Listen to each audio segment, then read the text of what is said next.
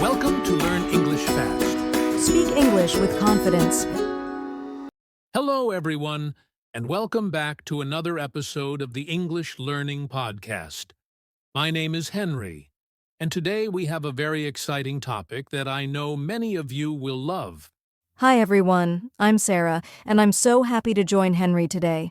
Our topic is one that almost every English learner asks about. How can I start thinking in English? Exactly. Many learners say, I understand English, but I can't speak fast. I always translate in my head. If that sounds like you, don't worry. You're not alone. Yes, that's true. I used to do that too when I was learning another language. I would think in my own language first, then try to translate every word into the new language. And it was so slow. Right. But the good news is, you don't need to stay stuck in translation mode forever. In this episode, we're going to share simple, practical steps to help you start thinking in English directly. And don't worry, we'll keep it easy to follow. We'll give examples from daily life and even do a little practice together. So, if you've ever wanted to speak English more naturally without stopping to translate every word, stay with us. By the end of this episode, you'll know exactly how to begin thinking in English. Let's get started. So, Sarah, before we teach the steps, let's first talk about why thinking in English is so important. Yes, good idea. Many learners believe that translation is the only way, but actually, translation slows you down. Imagine this. You hear a question in English, then you translate it into your own language, then you think of the answer, then you translate it back into English. That's a lot of steps. Exactly. It's like trying to walk through a busy street, but stopping at every corner. It makes your speaking slow, and sometimes you even forget what you wanted to say. Right. But when you can think in English directly, you don't need to translate. The words just come out more naturally. And that's when speaking becomes faster. You can answer people quickly, have smoother conversations, and you feel more confident. Yes, confidence is a big benefit. When you think in English, you start to feel like English is your language, not something foreign or difficult. Another important point is that thinking in English helps you sound more natural. You don't just use words, you also start using expressions, phrases, and the same patterns that native speakers use. That's true. And it doesn't mean your English has to be perfect. Even if you make small mistakes, if you're thinking in English, your communication will still be clear and more fluent. So to summarize, thinking in English makes you faster, more confident, and more natural when you speak. And that's why this topic is so important for every learner. Okay, Sarah, now that we know why thinking in English is so important, let's talk about the common problems learners face. Yes, because if we understand the problems, it's easier to find the solutions. One big problem is that many learners translate word by word from their own language into English. Right. And the problem with word-for-word translation is that English and other languages don't always match. For example, in some languages you might say, I have 25 years to talk about age, but in English we say, I am 25 years old. Exactly. So if you translate word by word, sometimes the sentence doesn't make sense. Another problem is fear of mistakes. Many learners are so worried about grammar or vocabulary that they stop speaking. And when your brain is afraid, it's hard to think in English. That's so true. I remember when I was learning Spanish. I knew the words, but I was too nervous to use them.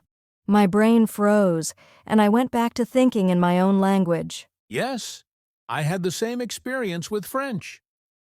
The third problem is vocabulary gaps. Sometimes learners don't know a specific word, so they stop thinking in English and go back to their native language. That happens a lot. For example, you might not know the word for scissors and then your brain just gives up. But actually, you can describe it. The thing you use to cut paper. Exactly. That's a great trick.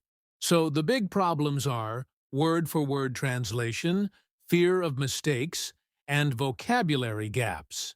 And the good news is, we're going to give solutions for all of these problems in the next steps. All right, Sarah. Now it's time to share our first step to start thinking in English. And the first step is very simple.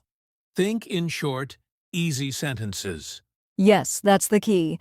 Many learners try to think in long, complicated sentences right away, and it becomes stressful.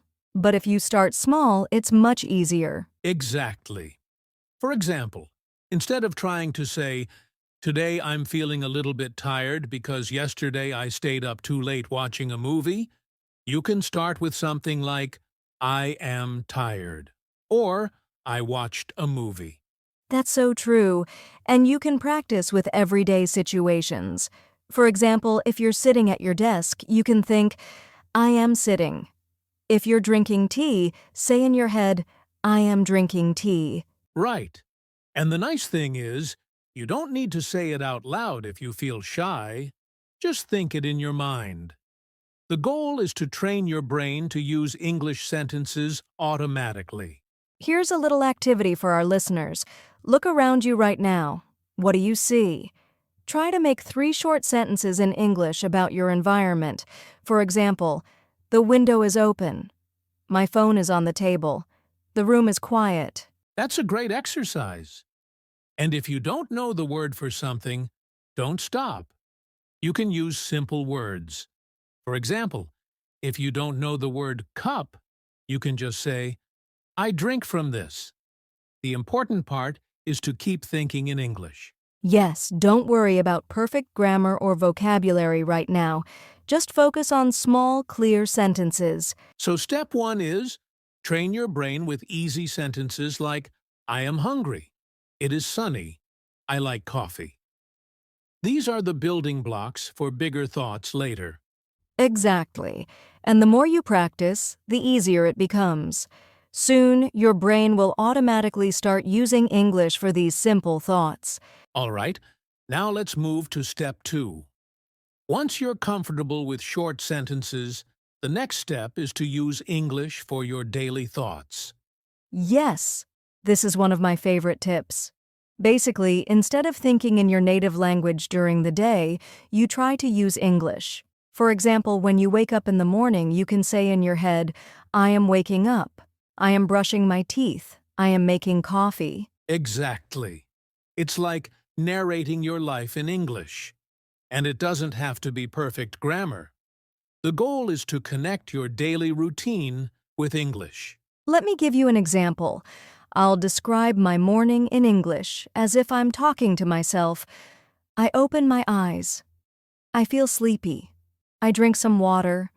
I go to the kitchen. I make tea. I check my phone. That's a great example, Sarah. Simple, clear, and natural. And learners can do the same. You don't need to talk out loud, just think it inside your head while you do your daily activities. Yes, and you can even do this while walking outside. For example, the sun is bright. I see a dog.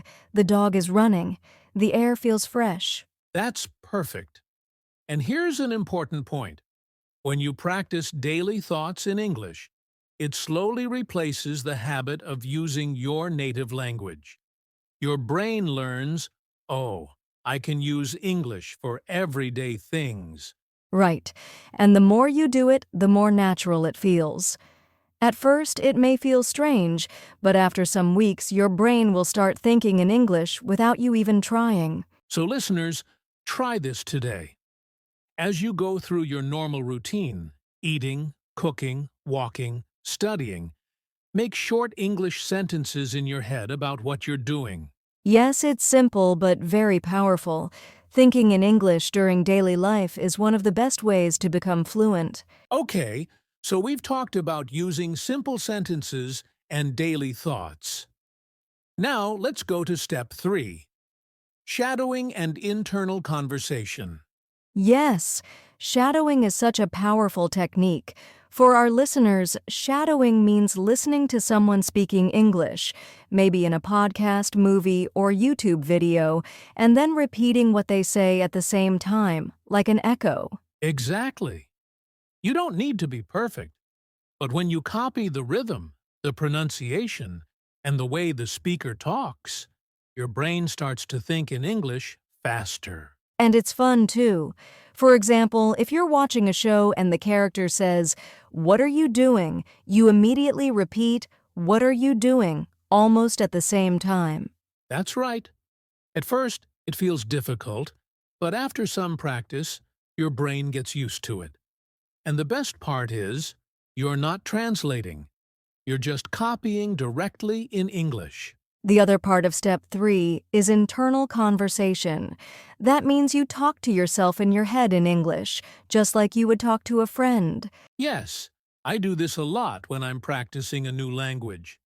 For example, I ask myself in my mind, what should I eat? Maybe eggs. No, maybe bread. Okay, I'll make eggs. That's a good example, Henry. I do the same. Sometimes I even argue with myself in English, like, I should go for a run. No, I'm too tired. Come on, just 10 minutes. That's great, Sarah. And that's the point. When you practice these little conversations in your head, you're training your brain to think in English naturally. Yes, it's like building an English voice inside your mind. And the more you do it, the stronger that voice becomes. So listeners, try both. Shadowing English audio to copy natural speech, and having small internal conversations with yourself during the day. Exactly. This step will really help you move from translation to natural English thinking. All right, Sarah. Now let's move to step 4. This step is really important. Use visuals instead of translation. Yes, this is one of my favorite techniques. Many learners, when they hear a new English word, they first connect it to their own language. For example, they hear apple and immediately think of the word in their native language. Exactly. But that slows you down. Instead, you want to connect the English word directly to the picture or the idea. So when you hear apple, your brain should imagine a red or green fruit, not a translation. That's right. Here's a simple activity. Take an object in front of you, let's say a pen. Look at it, hold it, and just repeat the word pen, pen, pen. You're connecting the sound of the word to the picture of the object.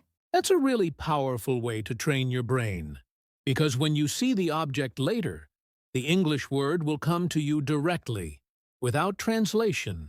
And this works with actions too. For example, when you're eating, think eat. When you're walking, think walk. Your brain connects the word with the action you're doing. Yes, it's just like how children learn language. They don't translate.